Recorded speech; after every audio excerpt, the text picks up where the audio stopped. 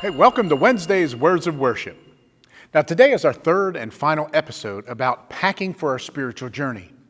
We've looked at packing for our spiritual journey as if we were packing to go on a vacation and the essentials of what we would need to take with us. Now, if you want to catch up on the other episodes, you can check out our YouTube channel or visit our church's website. Now, the first thing we said we needed to pack for our spiritual journey was obedience. The second item we needed to pack is integrity.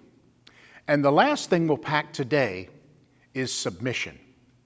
Now, for our example of submission, we'll look at the example of Jesus himself. Jesus honors the authority of his Father through his entire life and ministry. Jesus said in John 6:38, "For I have come down from heaven, not to do my own will, but to do the will of him who sent me." Jesus' will was always in submission to the will of the Father. His coming to earth was an act of submission. John 14:31 says that the world may know that I love the Father, and as the Father gave me commandment, even so I do. Jesus' complete submission climaxed in his death by going to the cross. Philippians 2:8 says, "And being found in appearance as a man, he humbled himself by becoming obedient to the point of death, even death on the cross."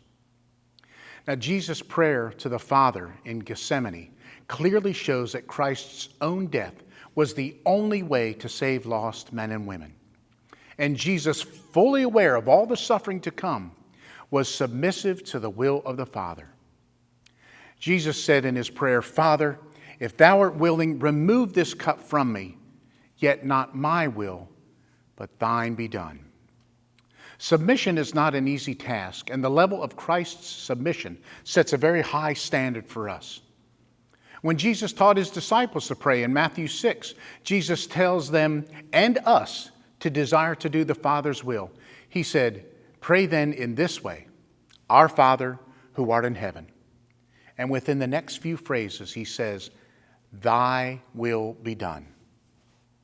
You know, it's not enough for us to just recognize the authority of Scripture as the voice of God. God desires us to honor that authority by our submission to his word and his will. Hey, I hope that you have enjoyed this short series and that you will be able to enjoy a journey to a vacation destination this summer. But more importantly, I hope that these episodes will help you along your spiritual journey. Hey, thanks for listening. I'm Kevin, and I hope to see you again next week.